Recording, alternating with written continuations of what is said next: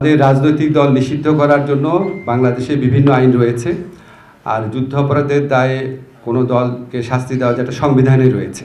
সুষ্ঠুভাবে বিচার হওয়ার পর এই গণহত্যা মানবতা বিরোধী অপরাধের সাথে দল সংশ্লিষ্টতার বিষয়ে আমরা যেই ধরনের রায় পাবো সেটার আলোকে বহু সিদ্ধান্ত গ্রহণ করার সময় এবং সুযোগ আমরা পাবো। যে সমস্ত প্রত্যাশিত সংস্কার আছে সেটাকেও আইডেন্টিফাই করার চেষ্টা করে না। আমি বলেছি রাজনৈতিক দলের সাথে মতৈক্যের ভিত্তিতে যেই সংস্কার প্রস্তাবগুলোর ব্যাপারে ঐক্যমত হবে সেইগুলির বিষয়ে আমরা আইন ও নীতি প্রণয়ন করবো এবং বাস্তবায়নের চেষ্টা করব।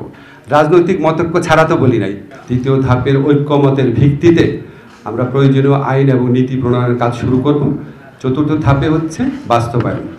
তো আমাদের প্রত্যাশা আছে, ইচ্ছা আছে, পুরো কাজটাই আমরা সম্পন্ন করে যেতে পারবো। কমিশনের প্রস্তাবগুলোর ভিত্তিতে রাজনৈতিক দলগুলোর সঙ্গে ঐক্যমত প্রতিষ্ঠার জন্য সংস্কার বিষয়ে আলোচনা হবে। এই আলোচনা করার জন্য জাতীয় ঐক্যমত্য কমিশন গঠন করা হয়েছে ডক্টর মোহাম্মদ ইউনূসের নেতৃত্বে, এবং এর সদস্য হিসাবে 6টি কমিশনের প্রধানরা আছেন। প্রধানত রাজনৈতিক দলগুলোর ঐক্যমতের উপর তারা কতটুকু সংস্কার করতে ঐক্যমত পোষণ করতে পারেন।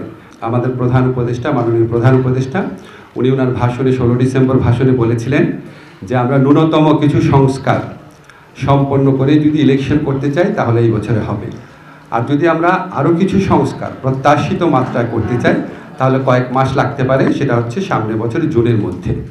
তো আমাদের সংস্কার কমিশনের প্রস্তাবের ভিত্তিতে রাজনৈতিক দলগুলোর সঙ্গে যখন আলাপ করা হবে এটাই আমরা আইডেন্টিফাই করার চেষ্টা করব যে ন্যূনতম সংস্কার কোনগুলো আছে এবং এই বিষয়ে রাজনৈতিক পদক্ষ আছে কিনা। এর বাইরে যে সমস্ত প্রত্যাশিত সংস্কার আছে সেটাকেও আইডেন্টিফাই করার চেষ্টা করা হবে। ভাই, আমার কথাটা মিসকোট করেন না। আমি বলেছি রাজনৈতিক দলের সাথে মতৈক্যের ভিত্তিতে যেই সংস্কার প্রস্তাবগুলোর ব্যাপারে ঐক্যমত হবে সেইগুলির বিষয়ে আমরা আইন ও নীতি প্রণয়ন করবো এবং বাস্তবায়নের চেষ্টা করব। রাজনৈতিক মতৈক্য ছাড়া তো বলি নাই। আমাদের রাজনৈতিক দল নিষিদ্ধ করার জন্য বাংলাদেশে বিভিন্ন আইন রয়েছে, আর যুদ্ধ অপরাধের দায়ে কোনো দলকে শাস্তি দেওয়া যেটা সংবিধানে রয়েছে। তো আমরা করিনি বা আমরা করবো না সেরকম কোনো কথা না। আমরা বিচারিক প্রক্রিয়ার দিকে তাকিয়ে আছি। সুষ্ঠুভাবে বিচার হওয়ার পর আমরা এই গণহত্যা মানবতা বিরোধী অপরাধের সাথে দল সংশ্লিষ্টতার বিষয়ে আমরা যেই ধরনের রায় পাবো সেটার আলোকে বহু সিদ্ধান্ত গ্রহণ করার সময় এবং সুযোগ আমরা পাবো। আপনাদের নিশ্চিতভাবে বলতে চাই বিচারের কার্যক্রম অত্যন্ত সাবলীলভাবে চলছে।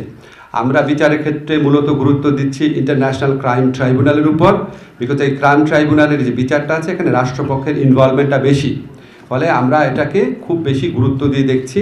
এবং আমাদের যেই গতিতে এই মামলার তদন্ত কাজ এগোচ্ছে, সম্ভবত আপনারা আশা করছি মার্চ থেকে শুনানি শুরু হয়েছে এটা দেখতে পারবেন।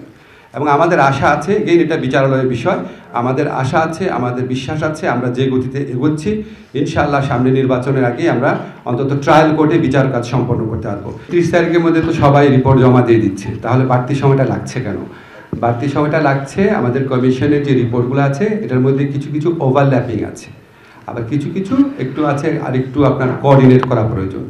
একই বক্তব্য বাট হয়তো একটু ভিন্নভাবে বলা, একসাথে করার জন্য। প্লাস হচ্ছে ওনারা একটা রোড ম্যাপ তৈরি করে দেবেন আমি আপনাদের যে নির্বাচনের টাইমলাইনের সাথে সম্পর্কিত করে, যে কোন সংস্কারগুলো টপ প্রায়োরিটি দিতে হবে সবাই মিলে বসে, আর কোন সংস্কারগুলো বাড়তি সময় পাওয়া গেলে নির্বাচনের জন্য সেগুলি করা যেতে পারে। এই জন্য 31 জানুয়ারি পরও ওনাদের বাড়তি কিছু সময় তৈরি হচ্ছে।